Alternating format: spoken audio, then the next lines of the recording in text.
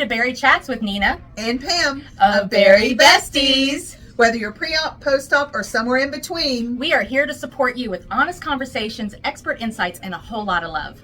From mindset to meal prep, stalls to success stories, no topic is off the table. Pull up a seat at the Besties table. Let's reclaim our health, rewrite our stories, and rise together. This is your journey, and we are in it every step of the way. While we are not medical professionals, we offer valuable insights drawn from our personal experience and professional education to support our besties. Remember, we are stronger together. I'm a bestie. Notice this was in the way. How you doing? I'm good. I'm better. I'm definitely better. So I've been fighting some demons this week, haven't I? Yes. And for once, I'm not one of them. no. My husband, on the other hand. For another day. Yeah, it's for another day. But what's going on? It's a lot of everything, to be honest. I feel like it's just been the snowball effect of life. I'm very open and honest about my past and the things that I've been through. And I think sometimes I am so busy trying to please others. You're a people pleaser. You're a caregiver. I don't like being that, and I've tried to change it, but ultimately that's my nature, is to help others and to pour myself into others, but nobody pours their self into me. And I think I just hit the brick wall of, it was just one thing after another, after another, after another, and it just snowballed. My husband's out of town, so that doesn't help the situation, because he's always been my rock and the person that I can talk to about everything. And he hasn't went on one of these not in about 6 months. In a while. So ever since the whole Trump thing came, they put a block on all the travel for what he does, because he's government. And it's 5 days driving from one end of the United States completely to, he went from ocean to ocean. And he's flying back today.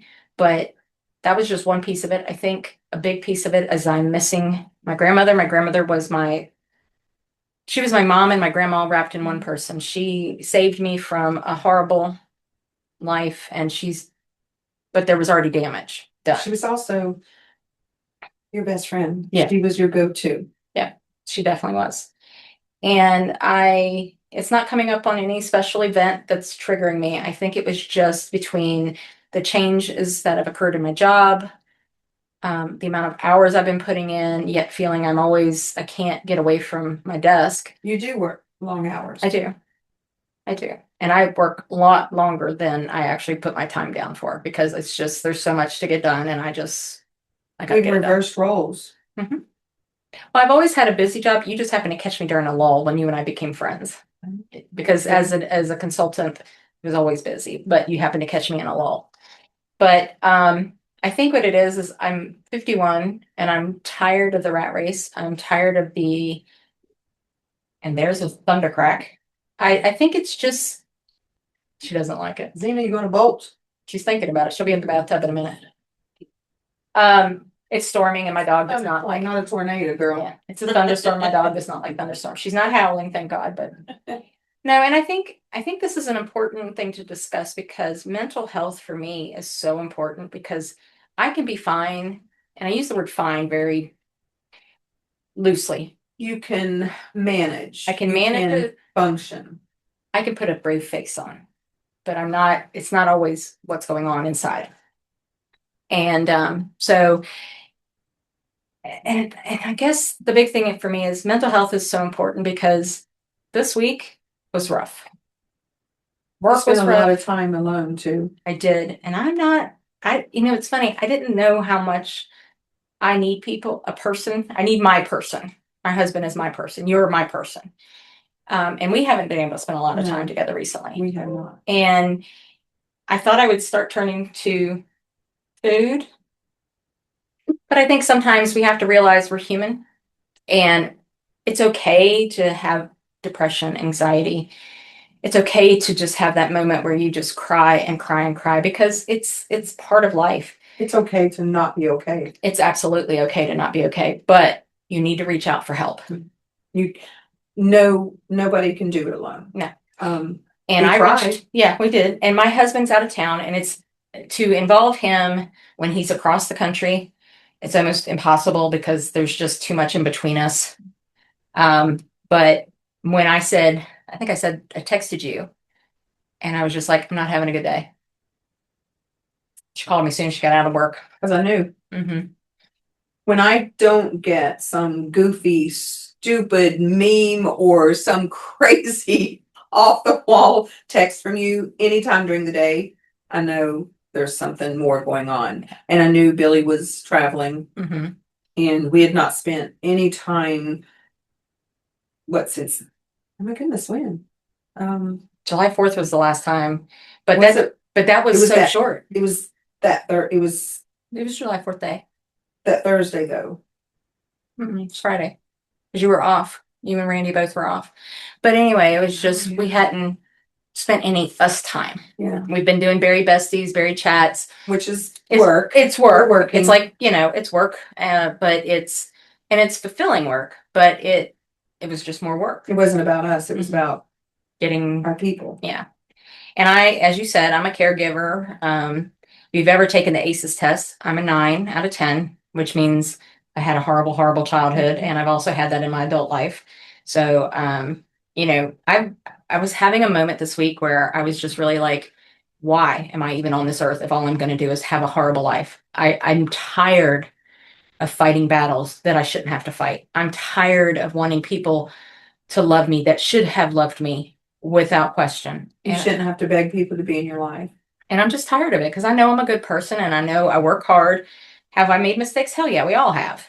Nobody's perfect. Nobody's perfect. If they say they are, they're full of shit. But I feel like this week it all came down. Because usually I'm okay because it's little things and it'll bypass. But it was just like it all came to a head at one time. I think also with Billy not being here and me, being occupied and not being able to get here as often as I used to, I think that once your workday was over, whether that was at 5 p.m. or 9 p.m., Mm-hmm. that was it. Mm-hmm. You had nothing else occupying your time. So all of a sudden I started thinking about all the things that, I noticed less. And I didn't catch it until I started going back through Friday night. I noticed that you didn't post as much. Mhm. It was I can't I can't bring content. I can't fake it because we do videos. Everything is on my face. If you see me face to face, you know exactly where I am. Yep. I knew it the minute I walked in today too. I'm better than I was. You're back to close to being. But I'm still Nina, reserved. But you're still reserved. I still see it in your face. I hear it in your voice. You have that. I feel like I have an You just have that anxiety, it's an anxiety voice. That's what I call it. It is. You're just kind of like you're trying to breathe between each word. Yes. And also I feel like I've got this huge elephant on my chest and just the pressure on my shoulders, my neck's hurting, and it's just the weight of the world right now. So let me ask you this. Until today, Mm-hmm. what did you do for yourself this week? What did you do to work for yourself? For yourself. What did you do for you? Did you do any self-care? Did you do any did you do any type of movement, exercise, a walk? Did you do your normal bubble bath with hot tea and listen to OSLP on the podcast? I did. I literally had no time for that this week. And I was home alone. I was working 12 hours to 14 hours a week. I mean, I get Fridays off, but that's what happened is Monday, Tuesday, Wednesday, Thursday, it was slam and slam and slam. Friday, and sometimes I sleep in, but I slept until 1 p.m. Oh no. That was depression and anxiety. And then when I got up, I sent you a message and I'm just like, I'm not okay. I know I'm not okay. My eyes were welling up and I could feel the tears like right behind my eyes. But there was no reason to be crying. There was no reason for all this stuff. But I just felt like the entire world hated me. Why am I still here? Is what kept going through my head. No, it's not a suicidal thing, but I'm just asking God, what was his purpose for me? Why am I here? Because everything in my life has been a fight from day one. From day one of the day I was born, it's been a fight. Why are you fighting now? Why are you still fighting that fight? You're beautiful. You're healthy. You've worked so hard on you to lose your weight, and you have a husband that loves you. You have me. I do. You have two amazing, gorgeous granddaughters that think you are just the bomb.com. You know, you have so many good qualities about you. And a year ago, 2 years ago, Mm-hmm. you did not feel this way about yourself. No, What's changed? I feel like everything is a fight. And what I mean by that is even to get our granddaughters is it's very difficult. I get that they're busy and stuff like that, but there's more. Let's talk about that. Let's talk about those granddaughters. Mhm. Tell me, why is it so like They're busy. What's They have going new on? lives and they've got a lot going on. They have a new brother that was just born yesterday, and there's a lot going on. And we get that 100%, 100% get that. We just miss them. They used to live with us. We used to see them every day. And then we used to have them every weekend. And then it was every other weekend. And now it's every couple of months. it's a And big it's change? a huge change. And it's not anyone's fault. It just is sad because we miss them. And they're growing up so damn fast. Yeah. And people constantly make it very known that I'm not their grandmother. And I get that. I'm a step grandma. I'm married to their grandfather. But Are you important to those two girls? they're important to me. You're important to them too. I hear them. I see how they light up when they talk about you. You know, when you let them do their little videos and put on their shows for you. Oh, yeah. When you guys call me and I get to see them Mhm. just sitting in your lap and loving on you and crawling all over Grandpa Billy like he is a jungle gym. And But they're getting older and they have friends and they have a lot of family now. They're in the midst of bringing two families into one, the Brady Bunch, Yeah. as I like to call it. And, I just miss them. And I know Billy does too. They are such an important part of our lives. And while we know there's nothing malicious going on, it's just the fact of we miss them. And it's just life. And Mama's trying to rebuild. yes, she's Yeah. trying to rebuild her life and she's doing it very well. And I'm very proud of her. Yeah. And I've told her that. But, it is what it is. But I miss them. I miss my son. And your son lives about an hour and a half, hour hour away. and 45 minutes. And he works in He's- law enforcement. Yeah, he's a law enforcement officer and, he travels sometimes for work and it's just, he's busy and he's young, trying to build his life with his wife. So, when they talk about that empty nest syndrome, it's no joke. It's real. Because this house 3 years ago had 8 people that lived in it full time.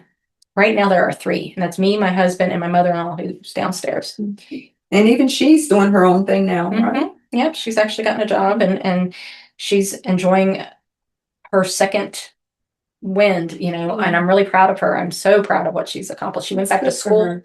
she got certified, and now she's working at LabCorp, so she's just enjoying life. So I'm not a psychologist, but No. I'm your bestie. It's Oh, look at me making messes. But I'm going to tell you something. I think what I'm hearing, and you guys correct me if I'm wrong, you're not feeling as needed. I'm not feeling needed. I don't feel loved. I don't feel loved, and that hurts. Being needed, caring for other people, doing things for them, being that go-to. That's your idea of being loved, isn't it? Sort of. I guess because my grandparents, they were the epitome of what I foresaw as how families should be. They had Sunday dinner and Mhm. everybody came to the house. People don't do that anymore. No, it's I a miss lot. those Sunday dinners. I used to do those with my mom and dad. I miss it too. But they don't even communicate anymore. People don't take time, and this is all families nowadays. Mhm. Nobody takes time for the aging.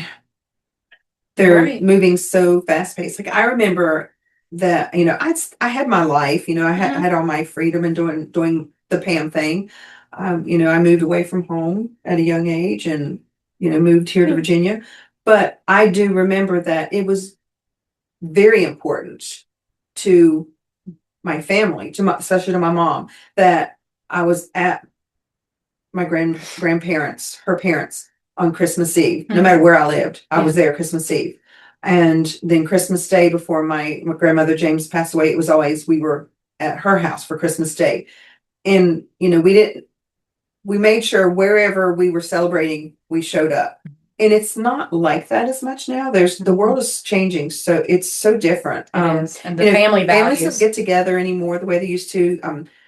When I see, like, I have some friends on Facebook that they have big families and they celebrate big, like, you know, not just parents and children. It's Everybody. grandchildren, great grandchildren, aunts, uncles, nephews, next door neighbor, and their friends. You know, it's one big family. That's one of the things I loved about Randy's family when I met them, was they had this big, huge, like, diverse family from all walks of life, they've everywhere. included us, which And is they include everyone.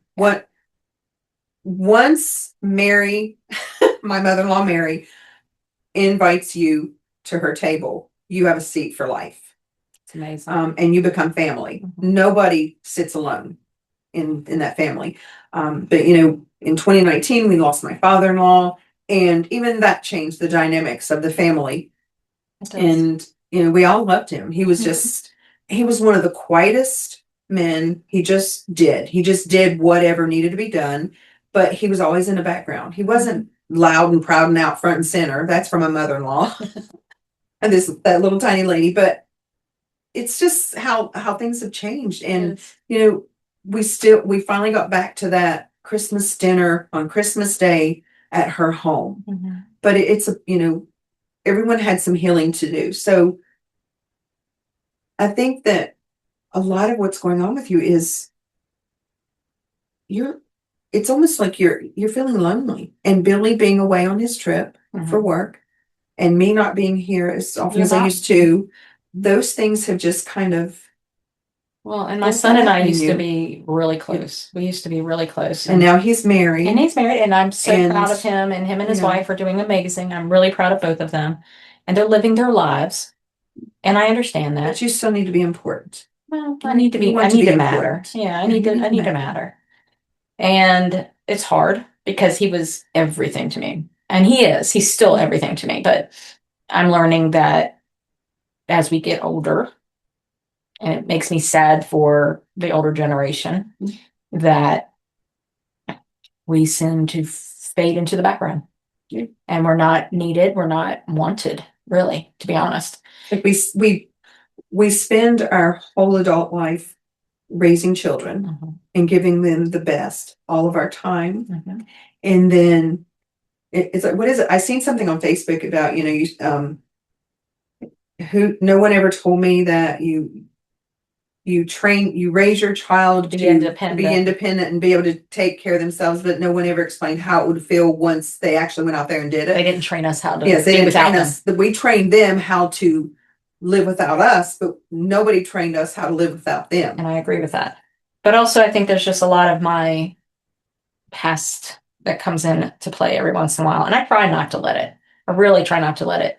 But it was such a negative part of my life that every once in a while the what ifs and the why pops in. Do you want to talk about a little bit more about that, or do you want to? No, I just feel like, you know, I had an abusive life growing up, and my first marriage ended up being the same way. And you know, I'm thankful I'm away from all that, but it never goes away. It never goes away. It lessens, but it never goes away. Every once in a while, it pops back up. It rears its ugly head. And, you know, I was proud of myself this week, even though I had all this going on. I normally would have gone to food. You didn't know? No, I actually just didn't want to eat. It got to that point. So that's an opposite, but it's still an issue. After you and I talked, I went and made myself a steak. You know, I don't cook steak. Good protein though. It was. I ate the whole thing, but it was. That's all I had was just the steak. And I think the big thing is just knowing that it's okay to not be okay. It's okay to have bad days. But what's not okay is for somebody to invalidate your feelings and to say that what you're feeling doesn't matter. And I think that's the hardest thing to hear and the hardest thing to deal with, because how I feel is how I feel, period. You have a How right to you- your feelings. Yeah, I have a right to my feelings, and how you perceive what I have said is on you, the other person. But I have the right to be upset. I have the right to have the reaction that I have. And I think the biggest thing is just sometimes you want to just be heard. I don't need somebody to fix it. Yeah. I just want somebody to hear, to understand that I need a moment. And once I have my moment, I'm usually good. I just need to get it out. Sometimes we just have to get on our soapbox. Amen. And apparently I just did. But, I think, if I'm looking at this from a perspective of how does this story relate to anybody on a bariatric journey, is it happens to all of us. There's probably more Bari-Besties out there that can relate than you can imagine. Oh yeah. And my big thing is I want them to know they're not alone. Seek help when necessary. You and I talked about it today. I'm going to be reaching back out for some therapy help because it's been a year. It's been a year. I do still use my tools occasionally, but this time it really it slapped me upside the head. It's like it came out of nowhere, and it was debilitating this time. It changed you for a few days. Yeah. It definitely, I had not seen this side of you probably our entire friendship. I've seen you have bad days. Mhm. I've seen, your heart be broken and you be sad, but this was different. And it hurt. It hurt my heart for you. I was worried about you. And, one of my downfalls is I'm a fixer. Mhm. Like I can fix everything. Didn't you know that? Mhm. And I've had to learn to step back, because that's one of the that's one of the things that me and my kids always argue about. They tell me, and it's taken some time, but I finally get it. Mhm. And that is it's eye-opening, because I always thought that when someone talked to me about something, they wanted me to help, Mhm. to give advice, to fix it. Yeah. Because that's just who it was, because that was the way my grandmother was. It was the way my mom was, and now I'm that way. You give me a problem, I'm going to fix it for you. And see, I grew up with all of these. I didn't trust anybody. My trust is for people. You still have trust. Oh, I still have trust issues, because there's not been a single person, except for yourself, that has made me feel less than what I am. And my husband likes to say, well, nobody can make you feel that way. Yes, they can. Yes, they can. Yeah. He goes, but you choose how you feel. Bullshit. If it hurts, it hurts. We choose how we react. Yes. We don't choose our emotions. Yeah. That you can't control emotions, but you can choose your reaction. Yes. You can choose your reaction. But, I feel that a lot of people dismiss other people's feelings, and that's why we have this disconnect that's going on. And I just feel like there are days, and I've never, well, I don't want to say never, but I'm not the kind of person that it took a lot for me to open up to people, because of the background that I came from. You kept your mouth shut, you didn't talk about it, all this stuff. And, we had a lot of negative things happen, and, I think we were friends for a good 3 or 4 months before you actually shared with me. Maybe even longer. Before you really shared. I think it was almost a year before I said it's it. Probably good. Because I was a good afraid. year. Because it's one of those things, once people hear your background, it's like they're going to judge you. You were afraid that you weren't worthy of being my friend? Mm-hmm. Because what? You had a crappy childhood? Crappy childhood, crappy first marriage, just crappy first marriage. Yeah. I think sometimes we just want things, I don't want to say the word perfect, because it's not perfection, but I haven't had anything easy in my life. You want anything. Safe. You want safe. I want safety. You want happiness. I want to quit fighting. And what I mean by fighting is I have to fight to be at the table. And I'm tired of fighting to be at the table. I'm at the point now where I'm just like, F it. I really am. What is it they say? Not everyone deserves the table. A seat at the table. A seat at your table. Mm-hmm. Sometimes we have to pull away from people or Yeah. shut people out that I've had to do that. even though it hurts. I've had to do that to a few people in my life, and it's been very hard. But for my mental health, it was the best thing. It's still hard. I mean, we live within a couple miles, and it's really hard. But I just had to step away because if all it brings is negativity, I can't keep it going on. So I know this was kind of a downer, but But it needs to be talked about because I promise you there's someone out there tonight Mhm. or today listening that is having that aha moment that realizes I'm not the only one. Mhm. Nina with Bari-Bestiez feels the same way I do today. And hopefully that person reaches out. Yeah. You know, and get help whether it's a therapist, a best friend, or just even your pastor, someone to talk to, talk to them. We don't want it to get to the point where, you start thinking about taking your life or, yes, do I ask the question, why am I here? What was my purpose? Yeah. that's just like you told me earlier, it's a question Mhm. that it'd be great to hear answers. Yeah, I'd You- like to you want understand. your value to other people is what you're looking at. Well, I'm right? also looking at, Maybe. well, mine is more about what was the purpose of having me on this earth if all I was going to do was be beaten up from the day one to live in a fight or flight mode the majority of my life. What was the purpose? Yeah. And that's where I struggle sometimes is understanding my purpose. But, I love my family. I love my husband. I love the granddaughters. They are a huge part of my life. I love my son. I love my bonus daughter, and I miss my bonus son. He passed away. But his daughters are amazing. And our family continues to grow, and I'm just thankful for that. So I have bad days like anybody. The next day I get a little bit better, and usually within 2 to 3 days I'm back to myself. And am I ever 100%? No, I'm probably about 85 to 90% most of the time. But I've just learned to put it behind me and not make it part of my everyday. So I hate the word fine, but it's truly the only way to explain. Somebody says, "How you doing?" I'm fine. Sometimes I feel like I'm in just like a survival mode. And our backgrounds are a lot different. You were talking about that ACEs, the Mhm. test you took. I took it just to see, and of course, based on my childhood, it was a 0. Mhm. But then I was telling you earlier, I did a twist. I went off my previous relationships, especially my first marriage, and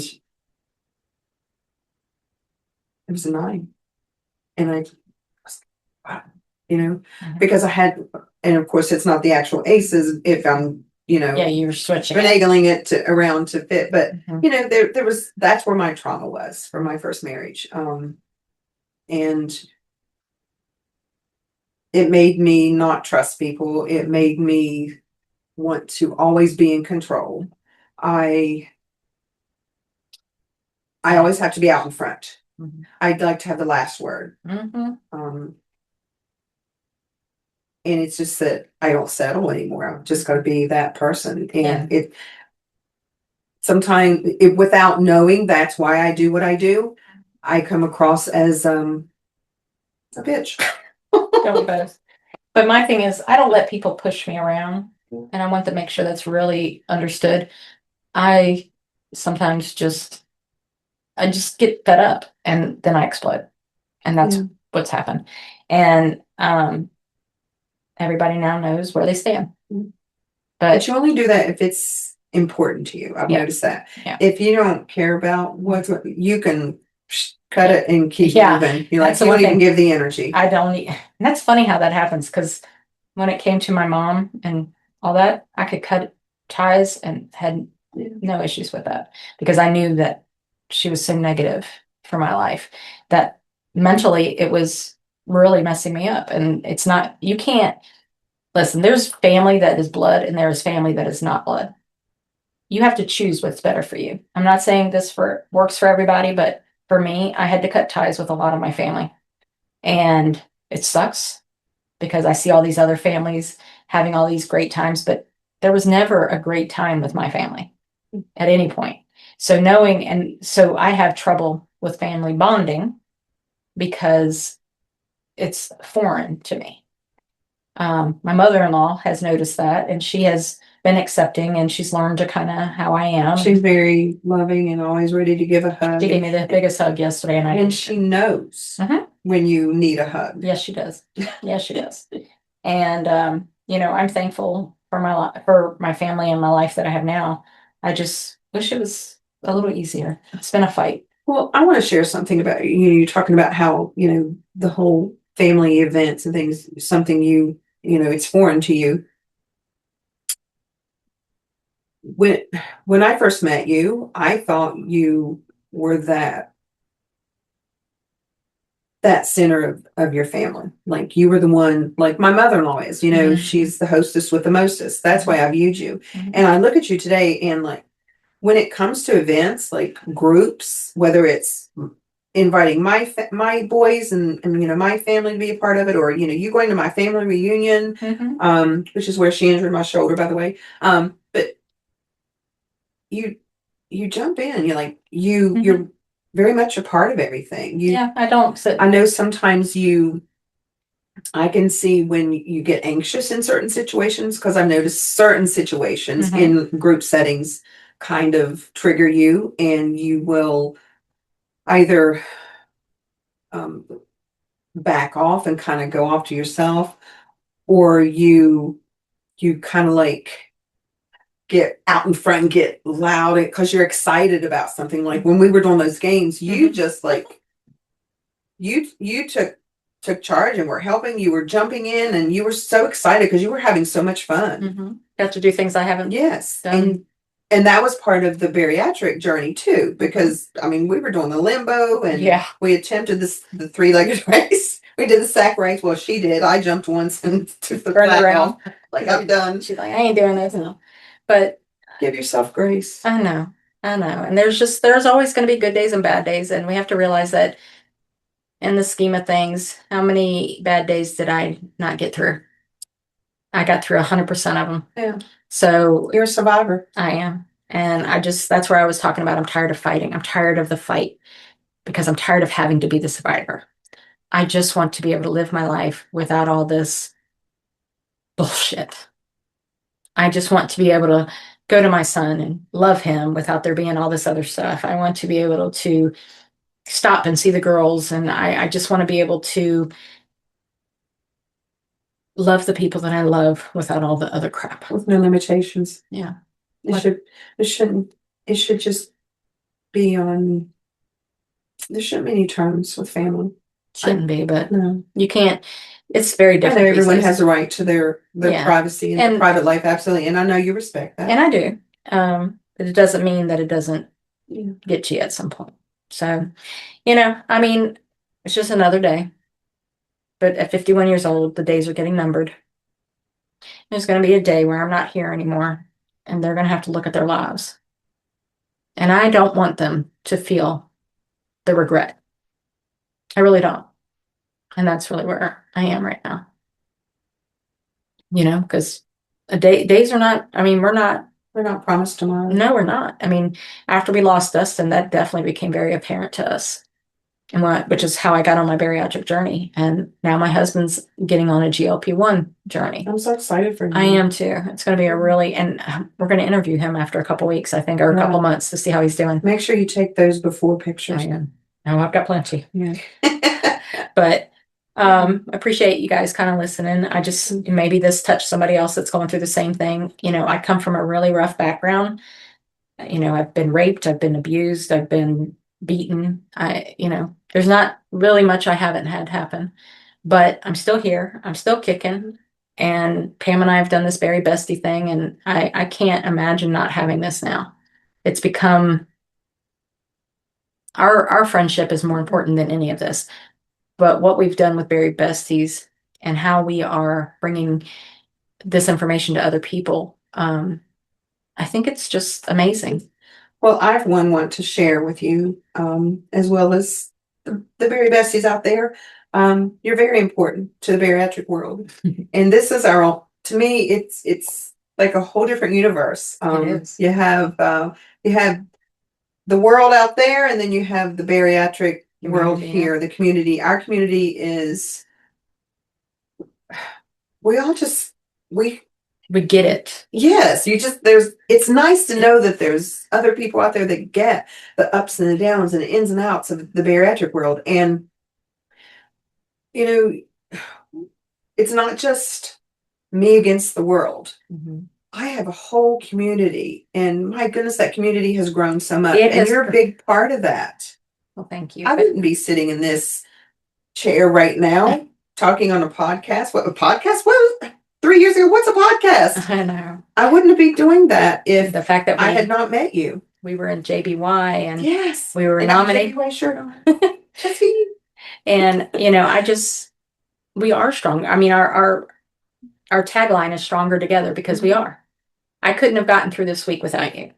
I mean, I would have, but it would have been taking me a lot longer. Well, I'm glad I'm here today. I'm glad you are I'm too. glad we had some good times. And I'm glad we set up our new Yes. digs. And, It's it's just, hardness. yeah, we did. Well, and I think it was time to have its own place, Yeah. not in my office. So Yes. it was really in the, Cramped in yes, now we have a whole room there. And dedicated. even Zena has space to nap. She's napping. But I think if you can get anything out of this episode is mental health is important. No one has the right to tell you how to feel. And find someone to talk to, whether it's your friend, your family, Her berry buddy. a berry buddy, a pastor, or a therapist. I mean, Yes. find somebody. And just realize it's okay not to be okay. We all are going to have days like that. Reach out. We're here. All right. Bye, guys. Bye. Thanks for tuning in to Bari Chatz with Nina And Pam of of Bari Bari-Bestiez. Besties. We loved having you here with us today. Don't forget to connect with us on all your favorite social media platforms. Facebook, Instagram, TikTok, YouTube, and anywhere podcasts are available. So stay strong. Stay inspired. Remember, your journey is yours to reclaim. Catch you next time, besties. Join us each Tuesday for a new episode.